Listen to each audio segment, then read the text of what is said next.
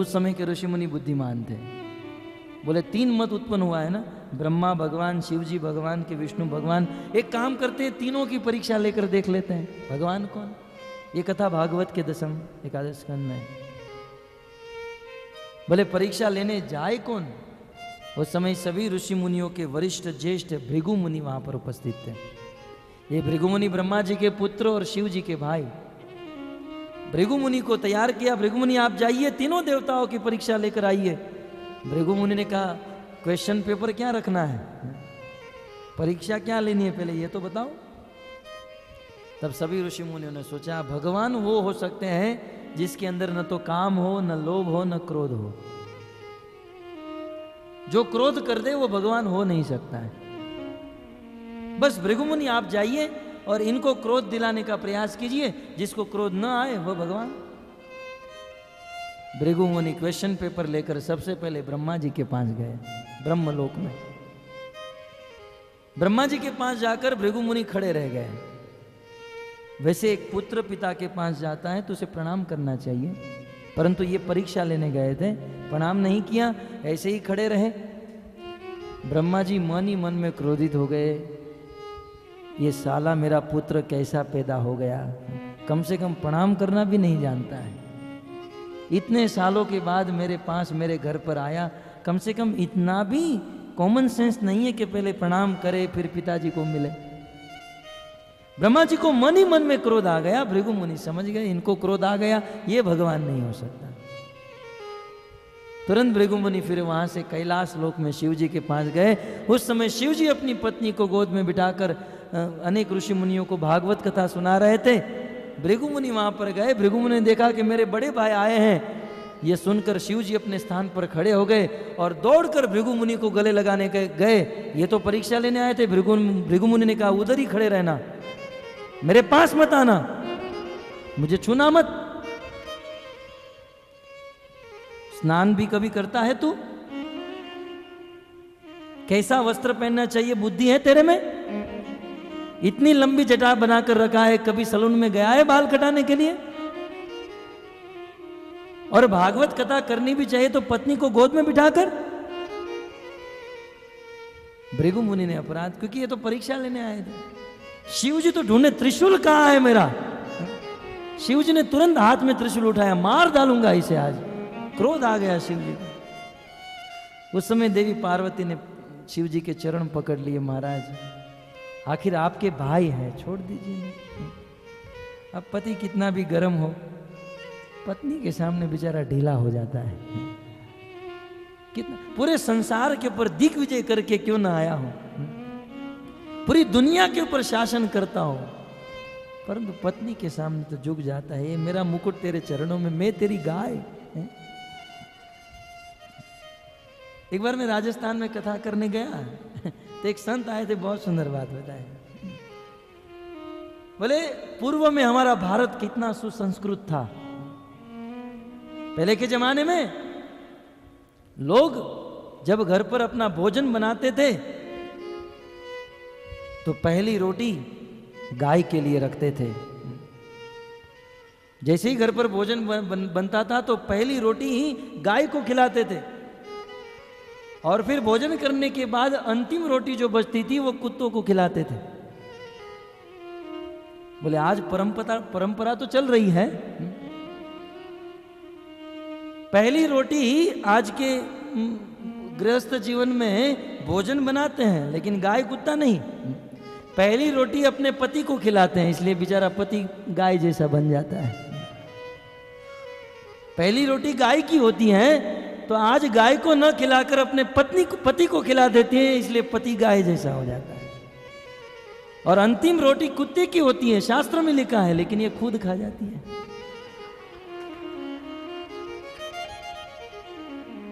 बुरा मत लगाइएगा, ये उस संत ने कहा था। कितना कहां तक सत्य है वो आप लोग जान लीजिएगा।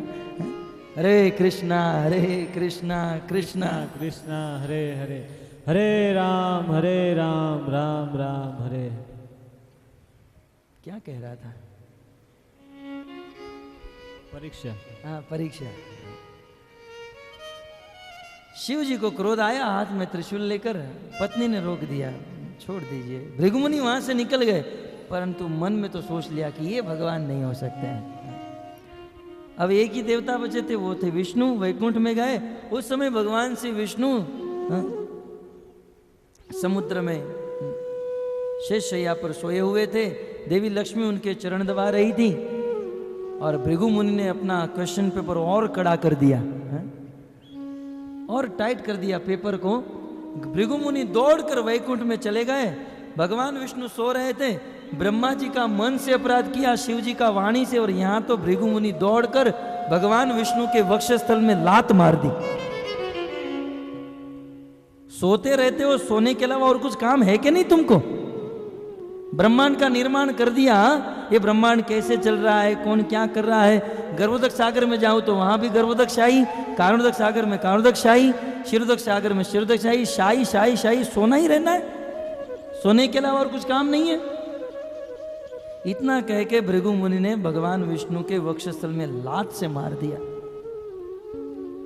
परंतु लात मारते ही भगवान विष्णु वहां खड़े हो गए, दोनों हाथ जोड़कर भृगु मुनि को प्रणाम किए, भृगु मुनि को अपने आसन पर बिठाए और भृगु मुनि के चरण को संवारने लगे कि हे मुनिवर, हे ब्राह्मण देवता, आप मुझे क्षमा कीजिएगा, आपके आने की मुझे खबर नहीं थी। यदि मुझे खबर होती तो मैं आपका स्वागत करता, और आप मुझे क्षमा कीजिएगा क्योंकि मेरी छाती वज्र से भी कठोर है। आपका एक कोमल चरण मेरी छाती पर गिरा, आपको चोट आ गई होगी, आप मुझे क्षमा कीजिएगा। इतना सुनते ही भृगु मुनि की आंखों से आंसू आ गए। धन्य है भगवान। हमारे गुरु महाराज कहते हैं, ये क्वेश्चन पेपर यदि शिव जी के वहां रखा होता तो सरस्वती नदी के तट पर भृगु मुनि की लाश आई होती। गए थे परीक्षा करने, गए थे परीक्षा लेने और लाश वापस आती। शिव जी छोड़ते नहीं। लेकिन धन्य है भगवान, इतना अपमान करने के बाद, और वो भी पत्नी के सामने। आप देखो, कभी ट्रेन में जाओ, अकेले अकेले यदि हम घूम रहे हैं, कोई गाली भी दे दे तो इतना फर्क नहीं पड़ता, लेकिन पत्नी के सामने कोई बोल दे है? पत्नी लक्ष्मी जी बैठी हैं और लक्ष्मी जी के सामने। तो इस प्रकार भृगु मुनि वापस आए और फिर भागवत में वर्णन है, उन्होंने कह दिया कि विष्णु ही भगवान है, उनको क्रोध नहीं आता है। लेकिन वही विष्णु के भी सरताज भगवान श्री कृष्ण जब इस पृथ्वी पर आए तो सुखदेव गोस्वामी कहते हैं, संजात कोप, कृष्ण को क्रोध आ गया। इस बात को कैसे समझा जाए? देवी कुंती भी कहती हैं, आत्म रामाय शांताय केवल्य पतये नमः। हे कृष्ण, आप आत्म राम हो, मुक्त काम हो, आपके अंदर लेश मात्र भी काम हो नहीं सकता है, अतः आप शांत हो, आपके जीवन में कभी लोभ नहीं। परंतु फिर भी आज भगवान श्री कृष्ण के अंदर इस दामोदर लीला में काम, क्रोध और लोभ उत्पन्न हुआ। इसका कारण यही है कि भगवान अपने भक्तों को आनंद देने के लिए कुछ भी करने के लिए तैयार हो जाते हैं। यह है सिद्धांत। यहां तक अपने उपदेश से भी च्युत होना पड़े, हो जाते हैं। परंतु मेरे भक्तों को आनंद मिलना चाहिए। अपने भक्तों को आनंद देने के लिए भगवान अपने आप में कामना उत्पन्न किए, क्योंकि यदि भगवान के अंदर दूध पीने की इच्छा उत्पन्न न हुई होती तो यशोदा का दूध कैसे पिए होते, और यशोदा के स्तन का दूध न पिए होते तो यशोदा को आनंद कैसे मिला होता। मैया को आनंद देने के लिए भगवान के अंदर कामना उत्पन्न हुई, मैया को आनंद देने के लिए लोभ उत्पन्न हुआ, और मैया के साथ साथ पूरी दुनिया को अपनी कथा के द्वारा आनंद दिलाने के लिए कृष्ण के अंदर क्रोध उत्पन्न हुआ। अपने भक्तों के ऊपर भगवान की कृपा तो देखिए, कृष्ण के अंदर क्रोध उत्पन्न। तो इस प्रकार भक्तों को आनंद देने के लिए भगवान कुछ भी करने के लिए तैयार हो जाते हैं। क्रोध भी करना पड़े, लोभ करना पड़े, कृष्ण करते हैं। परंतु मेरे भक्त, मानो किसी व्यक्ति ने पूछा, प्रभु आप ये कामना के वश हो जाकर या क्रोध लोभ के वश में हो जाकर आप लीला करोगे तो संसार के लोग क्या कहेंगे? तब भगवान यही कहते हैं, मुझे लोगों की नहीं पड़ी है, मुझे मेरे नाम की नहीं पड़ी है, बस मुझे तो मेरे भक्त की पड़ी है। मैं तो मेरे भक्त को प्रसन्न करना चाहता हूं। प्रबल प्रेम के पाले पढ़कर प्रभु का नियम बदलते देखा, अपना मान टले टल जाए पर भक्त का मान न टलते देखा। प्रबल प्रेम के पाले पढ़कर भगवान कुछ भी करने के लिए तैयार है, अपना मान भले टल जाए, परंतु भगवान भक्तों को आनंद देते हैं। एक बार दुर्योधन के वहां एक नाई काम करता था, दुर्योधन के शरीर का मसाज करता था, और वो कृष्ण का भक्त था। एक दिन की बात, वो बीमार हो गया। कुछ लोग यहाँ पर भी बीमारी का बहाना बनाकर आए हैं। हमारे अनिरुद्ध प्रभु जब पहले ऑफिस में जाते थे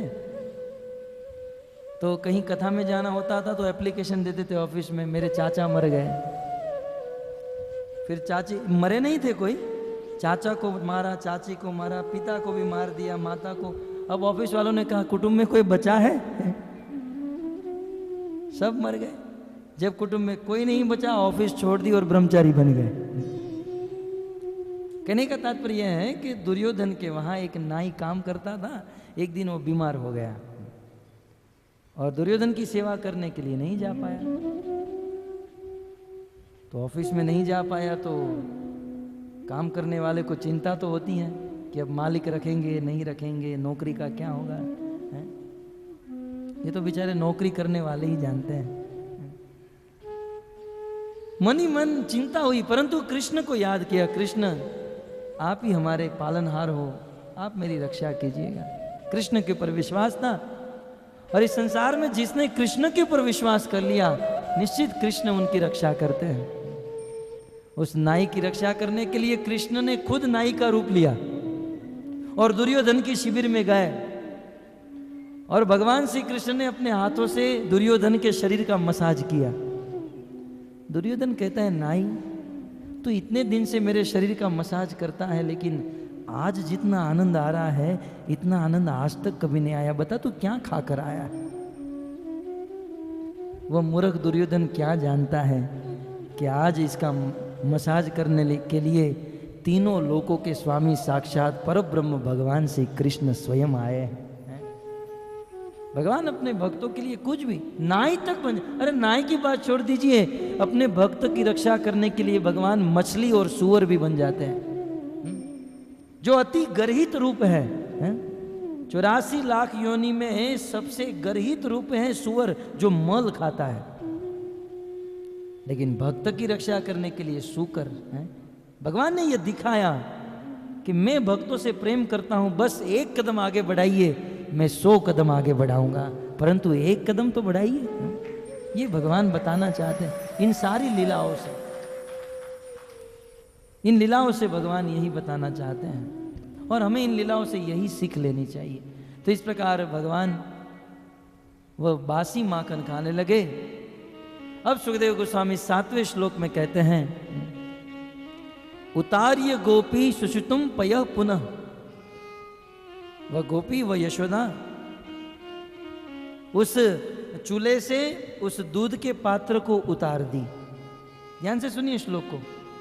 उतार्य गोपी, गोपी यशोदा उस दूध के पात्र को उतार कर पुनः प्रविश्य, फिर से अपने कमरे में प्रवेश की। आचार्यों ने कितनी बुद्धि चलाई, कितना मंथन किया।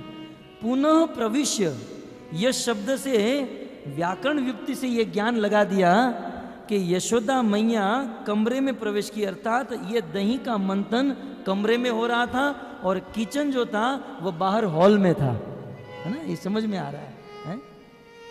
आज भी गांव में इस प्रकार की डिजाइन होती है सबके घर पर, है? एक तो सीधा आप प्रवेश करोगे तो प्रांगण होता है, और फिर बाहर रसोई घर होता है, और फिर 3-4 कमरे लाइन में होते हैं। इसी प्रकार का घर बना हुआ होगा, है?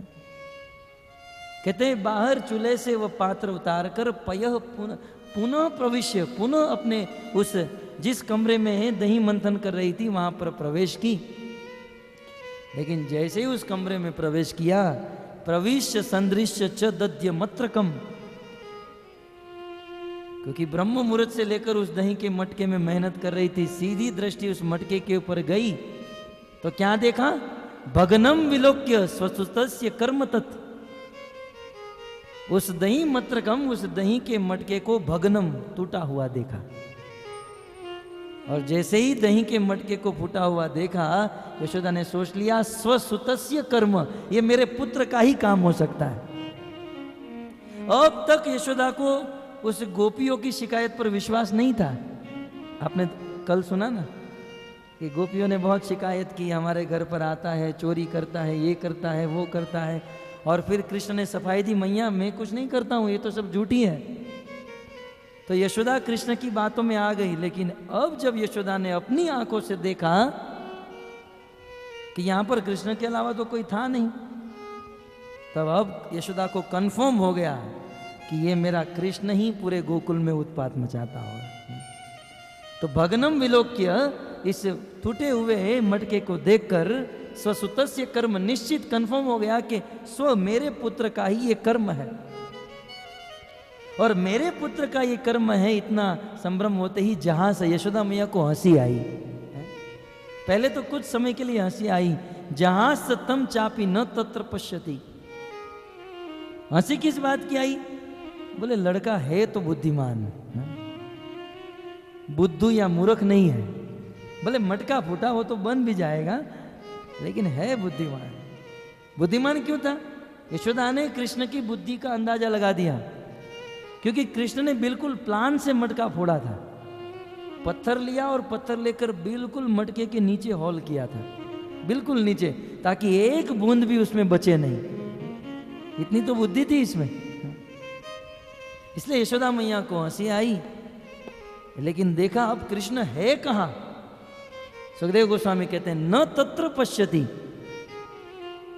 न तत्र, वहां पर कृष्ण को न पश्यति, नहीं देखा। तो यशोदा मैया अब कृष्ण को ढूंढ रही है। तो अब यशोदा को कृष्ण को ढूंढने दीजिए। 2-3 घंटा भले ढूंढे, 3-4 घंटे के बाद फिर वापस हम यहाँ पर आएंगे और यशोदा के हाथ में कृष्ण आ जाएंगे। ये कथा दूसरे सत्र में सुनाई जाएगी। तब तक सभी भक्तों के लिए हरे